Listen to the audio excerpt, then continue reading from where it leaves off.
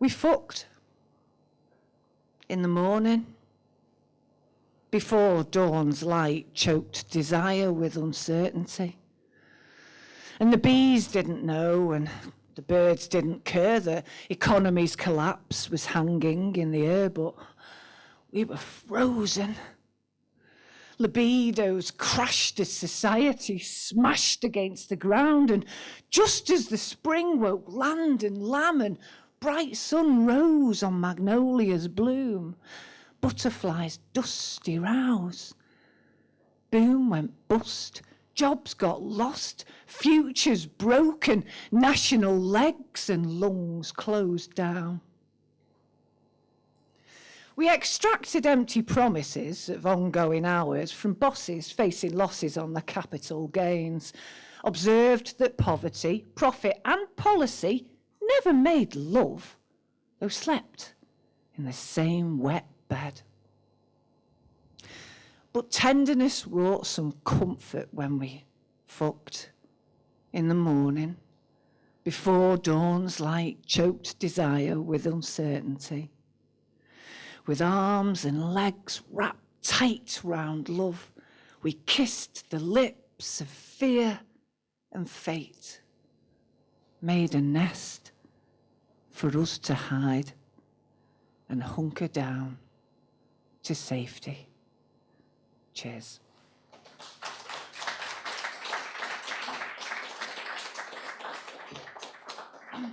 Thank you very much.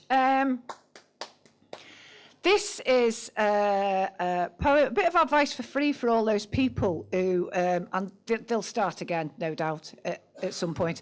All those people that used to go to gigs and festies with their iPads and their phones and stand in front of you and ruin it. This is for them, because they will start again. A little bit of advice for free. Because do you remember watching Motorhead in Bingley Hall in Stafford? The time that fella's ears bled? Lemmy's warts, the wall of sound and filthy going mad. Do you remember where we stood that night? And how that fella, 6'3", came and stood in front of me, so we just moved a step along and simply carried on. At every single gig for years, a giant stood in front of me, and usually he'd introduce the contents of his arse to me. Silently. 15 pints of Guinness and a king prawn biryani. Whoa, Jesus Christ. And then, of course, I'd always stand in preordained desire paths where every single punter would have to walk right into me on the way to have a piss or get another pint. It didn't matter where I stood, I was always in that line. But the last gig that I went to, about 2 years ago, there's a fella stood in front of me, and he wasn't very tall at all. In fact, he was about 5'3". But in his tiny fist he clutched a Samsung fucking Galaxy S99. He held it high, he held it long, his phone recorded every song. He didn't watch the gig with eyes, his lust for life was minimised. He didn't mosh, he didn't dance, he didn't even sing. And now, at every single gig, there's hundreds of him, just like him, obliterating lines of sight with smart-arsing technology. When they wend their way back home and watch a live gig on their phone and wonder why it sounds so shit, I hope they will remember the advice I gave for free, which is, put your fucking phone away, mate. Put it in your pocket. Put your fucking phone away before I fucking break it. Put your fucking phone away, mate. Put it in your pocket. Keep it safe within your kicks before I fucking lob it. Thank you very much.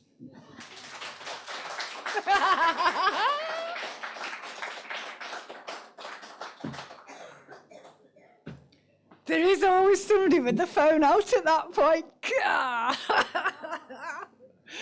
You can't make it up, right? I never really had a granddad when I was growing up. One died before I was born, and the other one lived down south, and I only saw him about once every 4 or 5 years. But lucky for me, there was this old Irish guy who lived across the road, and he never turned me away, and he never said no, and he never told me to shut up. And it wouldn't happen now, but I'm glad it did at the time. And everyone used to call him Old Man Paddy. But I used to call him Grandad. Seamus Rhymer lived alone.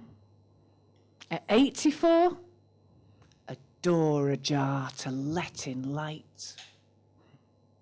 Reminiscing chip panner, an infant dances in to chant, Grandad, only me.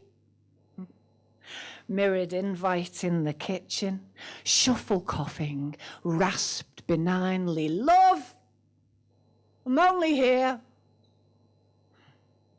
Hazy days would dance away on chatter waves of rainbow stripe and honey tea. Tutoring a forward row, telling tales taller than the comic books allowed. Feeding fierce hunger to debate, delight, to light a fire with imagery, embellishment, a history in wonderment. August brought surprises wrought in rusty iron coils, a mattress turned to trampoline, a summertime of jumping round and learning how to whistle. Seamus sat to smoke and smile, illuminating all the lonely shade. Now, no relation, kith or kin, but how significant a man to 7-year-old me. Dignity was diamond-like, precious as respect.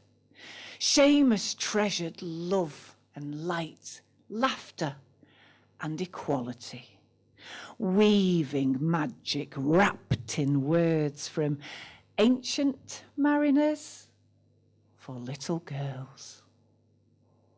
Seamus Rhymer lived alone. At 84, a door ajar to let in light. Cheers. Cheers, buddy. Thank you very much. Right, we've got poets in tonight. Do you know what a found poem is? No. Do you know what? No? Anyone know what a found poem is? It's pretty much exactly what it says on the tin. You find text and you make a poem with it. You should have a go of it, actually. It's a lot of fun. And it sounds a bit cheaty way of doing it, but the craft is in getting your idea, selecting sources or, you know, from wherever, and then crafting them into a poem. You're allowed to tweak the lines a little bit, you know, so it's a lot of fun. So this next one is a found poem, and I wrote this for an anthology for which the theme was Overheard. So I thought, right, okay, went on the internet and found a page on Twitter that people were posting stuff that they'd overheard other people saying on the London Underground. Oh, well, this was comedy gold. And also satisfied my magpie, my internal magpie. I was like, oh, God, this is fantastic. Really funny stuff. So I selected quite a few lines and I made this poem. So it's got 3 sources, London Underground, Twitter, and Time Out did an article on it. So, yeah, have a go yourselves. And because of the nature of it, I called it Underground Overheard Rambling Free. Yeah, yeah, yeah. Less Madame Cholet, more Uncle Bulgaria, admittedly, but... Yeah. So, yes, and I'd just like to reiterate before I do this next line, these are not my words. All right.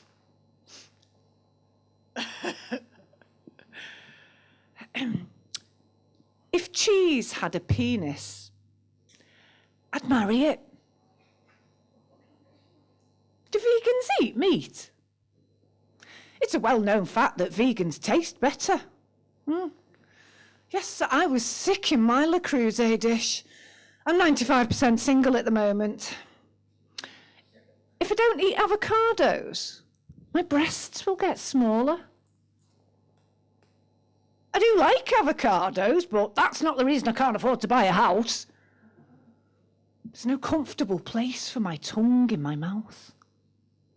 It reminds me of the time I lit my shoe on fire to heat a tin of ravioli in my dad's garage.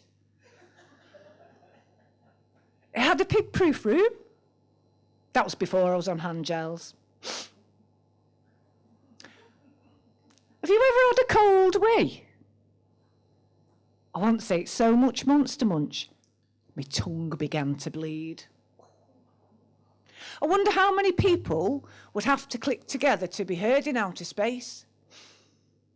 What do you mean? What are chickens supposed to do? This country's doomed. All we've got is badgers and Theresa May. So drunk that my phone didn't recognise my face.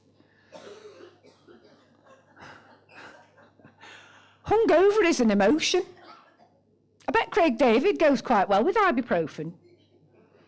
He looks exactly like Shakespeare. Same beard, same haircut. Lived his whole life without a spatula. You have quinoa on your inner. Do my fingers smell of fish? Oh my God, I don't care. Just pick an escalator. Thank you very much.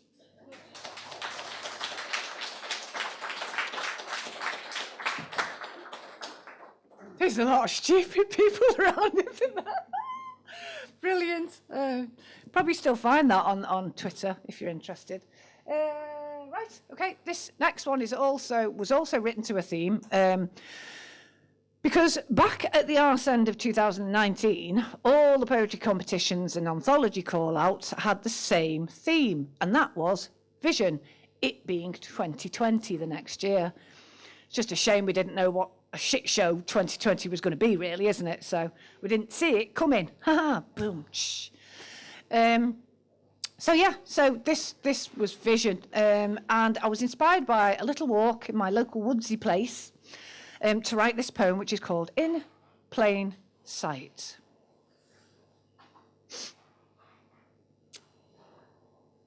The woods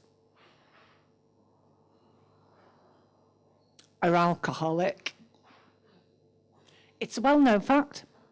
They must think I'm daft, but I wasn't born yesterday. I can see it with my own eyes. Diamond whites, litter paths, crumpled up and cast aside carelessly. They disgust me. No one in the right mind's a coming here at night. The cops has got a problem. There's clearly an addiction to weather-based oblivion. White storm, frosty jacks, lightning. 8% pleasure, 99p of urination and a 3-litre stream of my righteous castigation. Don't give the trees money. They'll spend it all on booze. Always do. Look at where it set itself on fire. It must be so blind drunk it doesn't care that it's burned itself alive. Some can't see the woods for the trees, but not me. I bet they're foreign too. Coming over here, ruining our common ground while hard-working woodland is cleared for affordable housing. Makes me sick, it does. I'm not stupid as I look. I can see its tent tucked behind a bush, no doubt to hide its grubby stash. Doesn't even bother to put its filthy sleeping bag away. Just leaves it there, spewing from the zipper, getting ranker and more putrid by the day. Cheers.